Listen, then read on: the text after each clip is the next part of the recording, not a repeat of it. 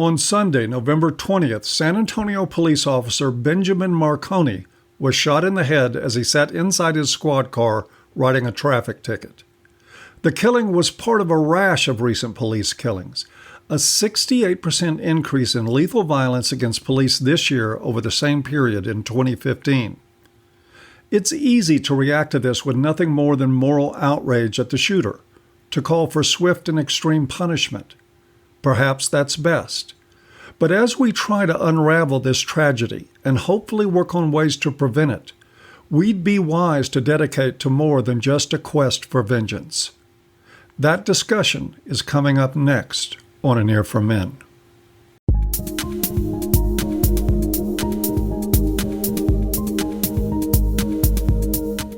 Hi everyone, Paul Elam here, and welcome back to An Ear for Men. The killing of a police officer saddens all but the most jaded or sociopathic members of our society. Police, who are often imperfect, are easy to criticize by people who don't have to face that tough, dangerous job, and they remain, for better or worse, the last defense between us and lawlessness. I, for one, support them. That does not mean that I have to take an ignorant, soundbite-addled approach to an analysis here, such as I saw from Tom Cleary at Heavy.com. Cleary tells us 5 facts we need to know about Otis Tyrone McCain, the 31-year-old man who has all but admitted to the shooting. He tells us that Detective Marconi was shot twice. He tells us that McCain was convicted in 2012 of assaulting his wife. He tells us, at least as of the time of his writing, that police did not have a motive in the slaying. He tells us that Detective Marconi was the father of 2 children. And finally, he reminds us that the shooting was one of 4 police shootings on Sunday. One might think that Cleary has told us essentially everything we need to know. It is just another incident sadly highlighting horrific criminal elements in our society, and that possibly the tell here, the writing on the wall, was the fact that McCain had already been convicted of domestic violence 4 years prior to the shooting. That is a fact that I am sure won't be lost on gender ideologues and the domestic violence industry. Fast forward 48 hours, though, and we do now have a motive in the slaying, provided by the alleged killer. You see, Otis McCain was a father too, and he was one embroiled in a long-standing custody dispute. "I just want to see my son," said McCain. "The situation I was in, I lashed out at somebody who didn't deserve it." When asked by reporters whether he had any message for the slain officer's relatives, McCain replied, "I'm sorry." I'm sure there are plenty of people who could not care less about what McCain's motives were, if he in fact is guilty of the crime. I understand that mentality. I've seen it before many times when men are accused of crimes that offend our sensibilities. It's important to remember, though, that seeking to understand a motive is not synonymous with offering sympathy or being willing to accept an excuse. I'm interested in motive because I'm interested in prevention. I made a video 6 years ago titled How to Make a Male Bomb. It is linked in the low bar. In it, I warned of the possibility of mayhem in a society that persecutes men and fathers. And while there's an abundance of facts not yet revealed in this case, there are enough that I feel as licensed as Cleary to speculate about what we might need to know. And that involves a good deal more than Cleary's too tidy and convenient summary.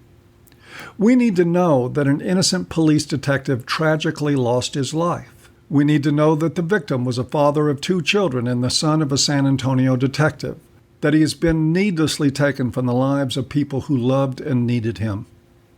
We also need to know that Otis McCain was a father too, that it is possible, according to his words, that the absence of his son in his life drove him to the precipice of a cliff and over the edge, that it is possible, as has happened to so many men before, that he was driven wild by the pain that only a family court can inflict. We were told that he was convicted of battering his wife 4 years ago. That, too, we need to know. But we also need to know how little that actually means these days. We need to know that it is men who carry the burden of proof when accused of harming women, and that in that lack of due process, many fall short in their pursuit of justice. We need to know that family violence seldom happens in the simple, easily explained vacuum most people have been led to believe is true. That a man getting arrested for, even convicted of assaulting his wife, is seldom, if ever, the whole story. And we need to know that scores of men, each and every day of the year, have their hearts ripped out in the same way that McCain appears to have been experiencing. We know this for a fact when they much more commonly take themselves down instead of someone else. Otis McCain's now public statements about his motive do not point to a political agenda. There's been no talk so far about racism, Black Lives Matter, or any of the other headline favorites now feeding the mainstream media. There are no claims of his innocence or pretense to extenuating circumstances, just the longing of a father for his child. As far as we know, Otis McCain was just another alienated father taken to the breaking point, as so many have before. It is what we saw with Thomas Ball, who set himself on fire in front of the King County, New Hampshire family court when being alienated from his children. If you saw the Red Pill movie, you heard NCFM President Harry Crouch tell of a young man who drove himself into the desert and blew his brains out when he found out that his time with his child was going to be even more severely curtailed than it already was. Really? Harry questioned aloud. And we are just going to open up the courts for business the next day like nothing happened? Well, yes, we are. And we do, every day of the week.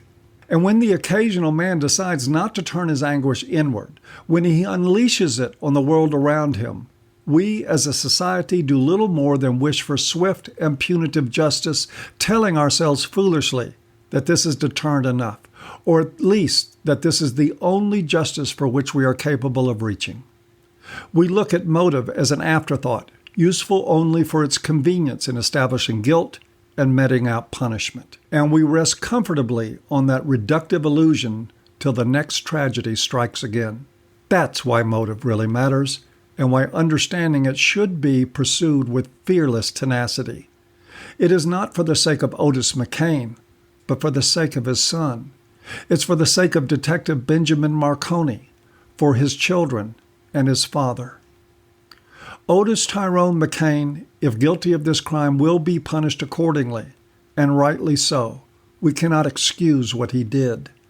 But if we don't try to understand it and take measures to prevent it from happening again, then we are just preparing for the next round of pain and needless loss. And that is it for another Talk from an Ear for Men.